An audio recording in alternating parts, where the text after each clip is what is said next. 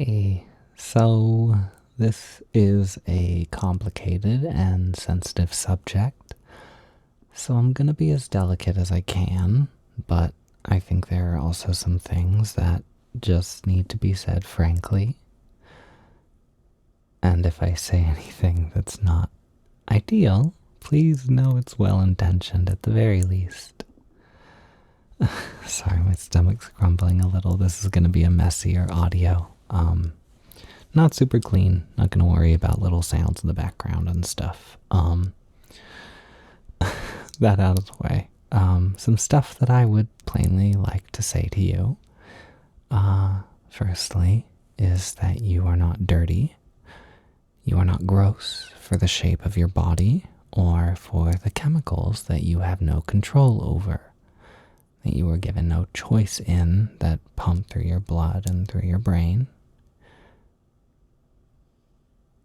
I also would like you to know that you fit just fine in the spaces that you are in. There are a lot of assumptions, I think, that can come with the shape of you that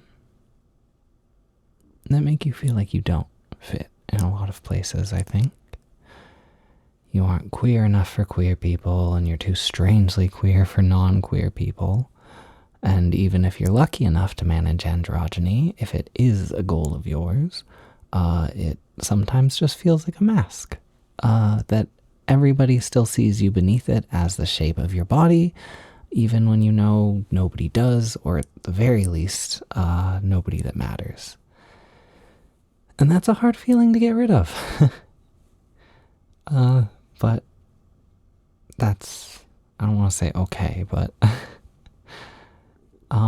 just be patient with yourself, I guess, please. My stomach. Even in those really queer, accepting spaces, I think it's easy to feel like a burden.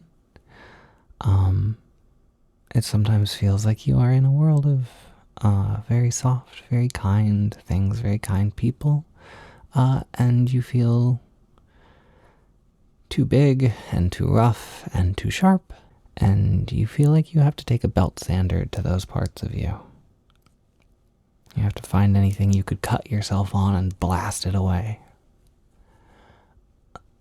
The problem is you can't live like that forever, and one day, when you can, you will be more comfortable being you, if only because it is so exhausting to force your shape into another. Even if that's the only reason you get there, that's alright. I truly and genuinely think you will be happier for it, even if that's a rough way to get there. I hope your journey is easier than that, but can't make promises about any of this kind of stuff, you know? But when you do find yourself wanting or needing to let that breath out, please, I guess just know that it is okay to have rough edges. What other people associate with those edges, with, I don't know, any of it, it's none of your concern. I love you as you are, edges and soft parts and all included. I don't love you despite them, or because I ignore them, or because you hide them. They are part of the package. And I think that's good. It does not change the way that I see you. It's okay if there are days where you are okay with your body and you can find things you like. Other days, you will look at it and it will make you want to make an upwards evacuation of your stomach.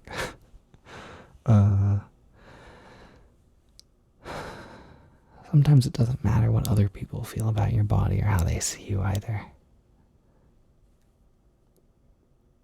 Sometimes when you look at yourself in the mirror and all you can see are the marrings of your genetics on every inch of you.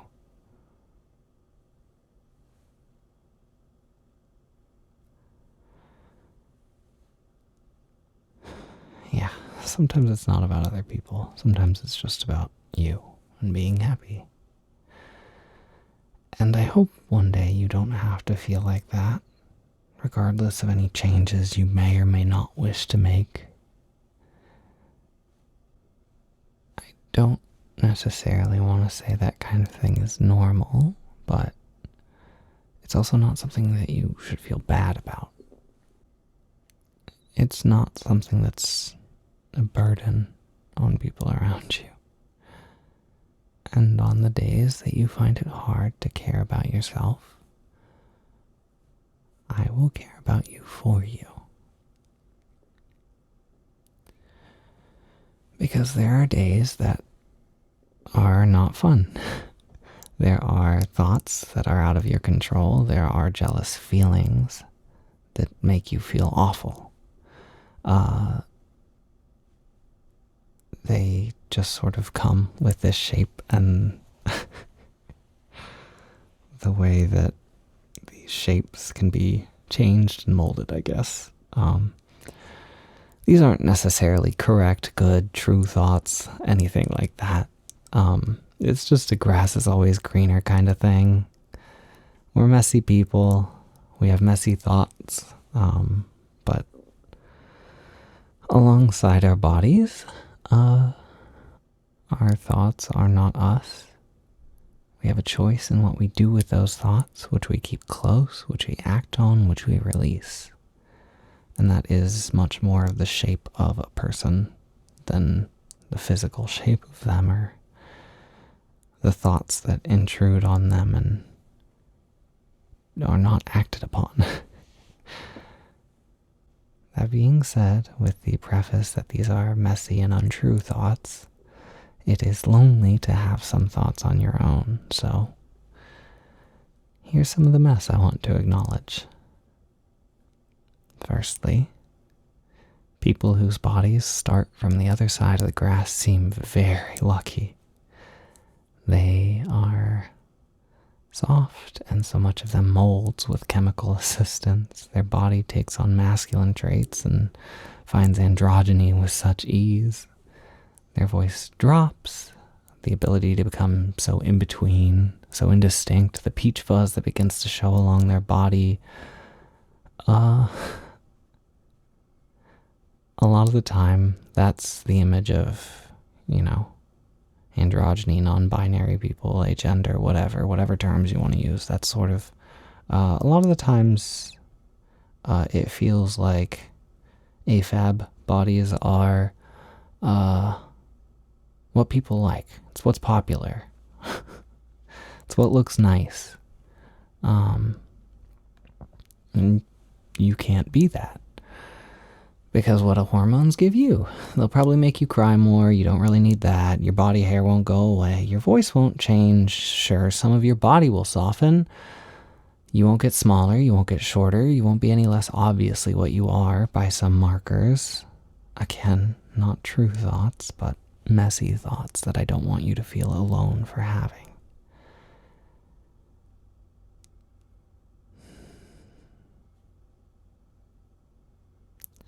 There are certain feelings, certain emotions, certain parts of you that you have that will always be present, that will always be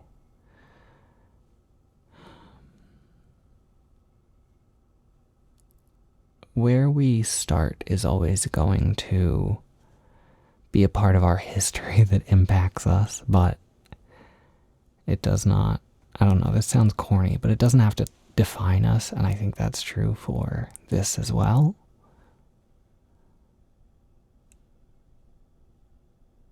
I don't know, you didn't choose this. You shouldn't have to feel bad for it.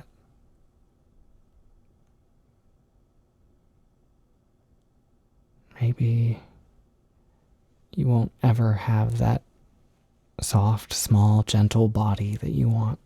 That is maybe just how the world is, and that's not fair. But just because you can't fit that image, I think you can find other images of yourself that you can love. You will not always be on the edges. You will not always have to squeeze your way in on the grace of the edges of others' tolerance. Sometimes it doesn't really matter the identity, I guess. Personally, I've gone through sort of a variety of identities, figuring out what fits the best, I guess. And sometimes some things fit really well at one time and not at another. But I think no matter what, when your body is the shape that it is as an amab person, it can feel like you are intruding. There are a lot of... There's so much to this. There's a lot of socializing that comes with being amab it's still going to be there. It's something you have to unlearn, and there's still going to be things that are hard to unlearn.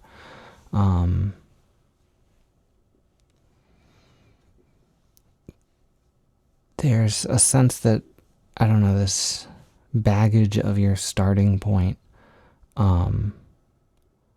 feels like a caution sign in queer spaces. And I think it shouldn't. It doesn't, I don't think most people are seeing any kind of caution sign or anything like that.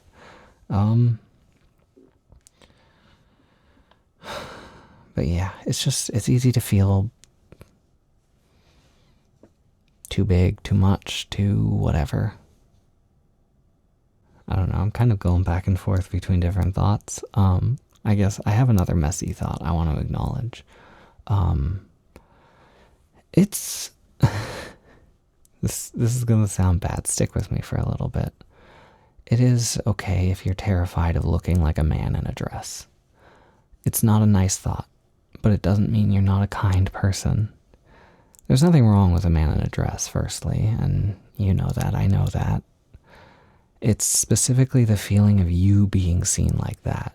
It's the feeling of if people, even if they're tricked by the shape of your body hidden away, even if you have tricks to, soften your shape and disguise yourself, it feels like the vascularity of your hands, the size of your shoes, the prickle of your face at the end of the day, at the point furthest from a razor in the morning.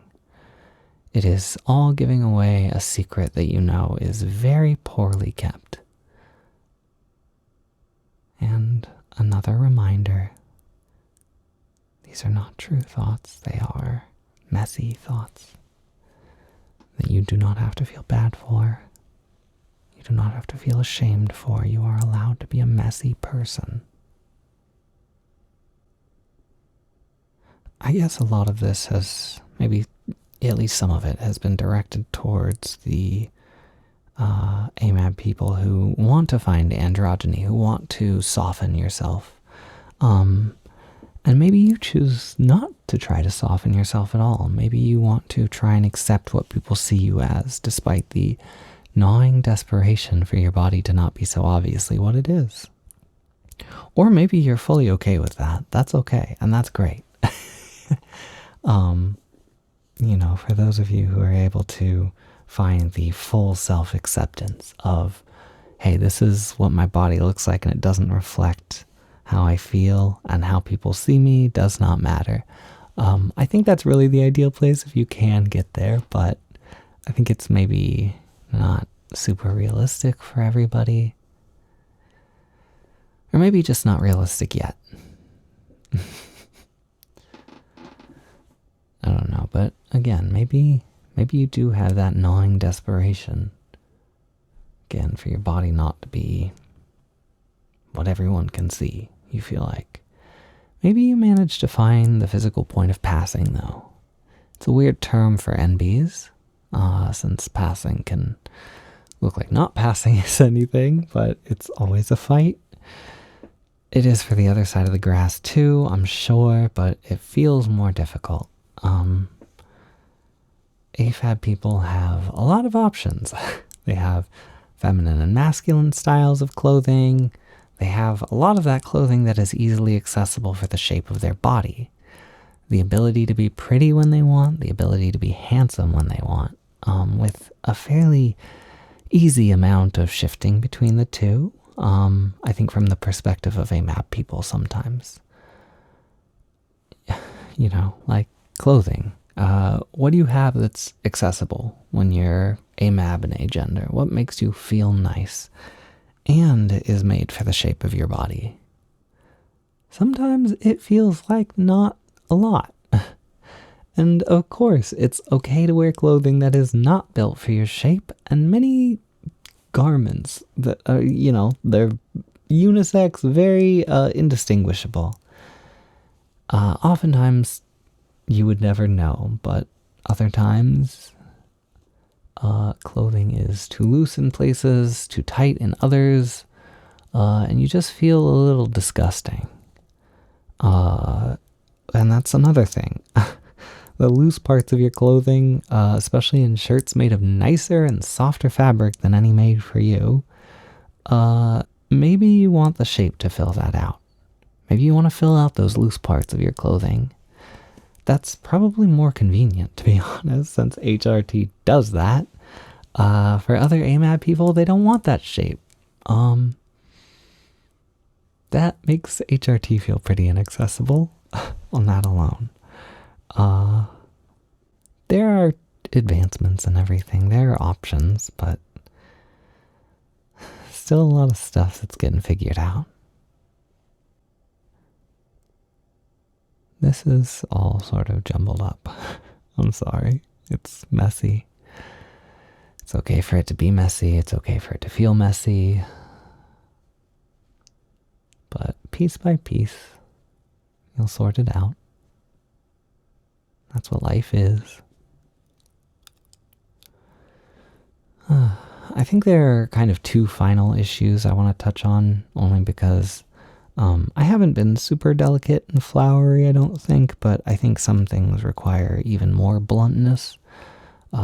So let's go with these, I guess. I don't know, they're kind of, this first one at least is kind of, weird subject.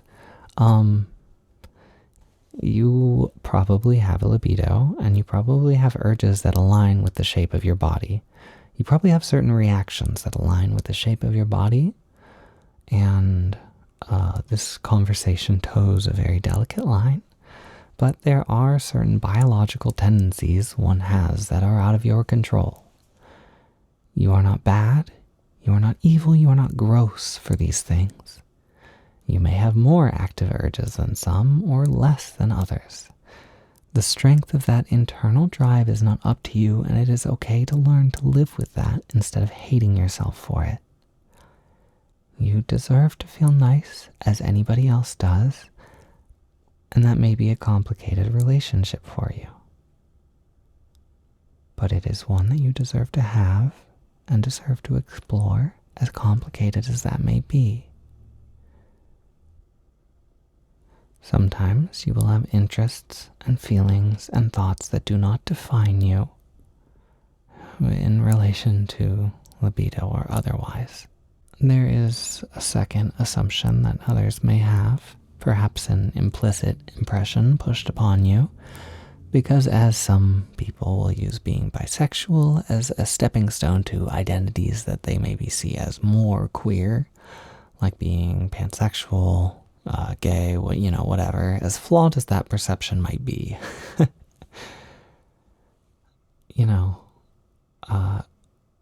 Again, sensitive subject, trying to be as careful as I can, but some trans women may sometimes do the same thing with aspec identities.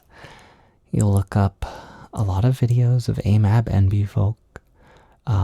You'll probably hear about their experiences, you'll go to check their channels, and you'll probably find a lot of these folks have a current video of them happily identifying as a woman with a top surgery date and all.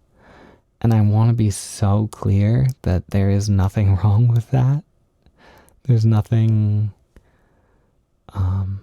that's good that somebody is finding their identity and being happier.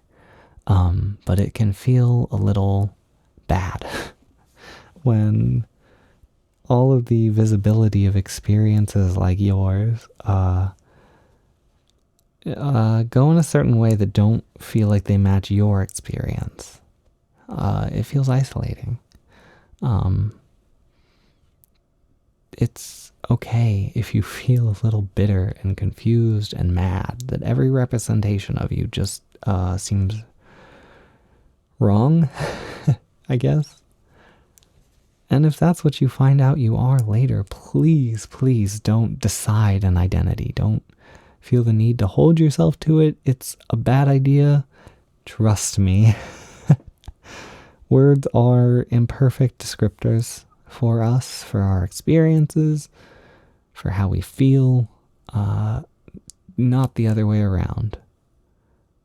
We shouldn't define ourselves by a word, by many words.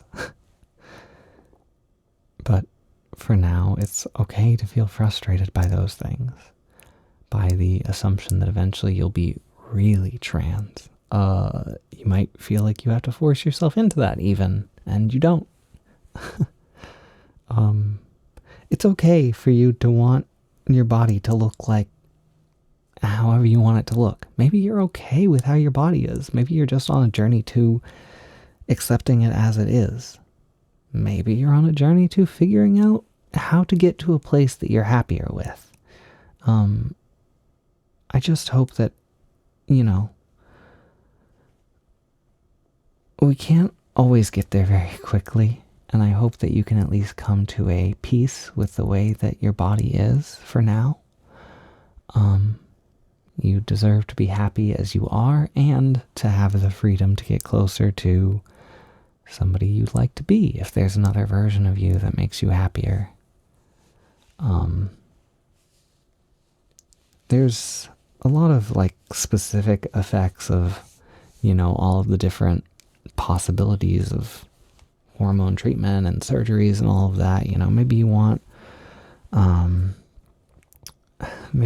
a fuller chest, maybe you don't, maybe you want the fat redistribution, maybe you want whatever effects it may be. Maybe you don't find somebody with the exact experience of you online, but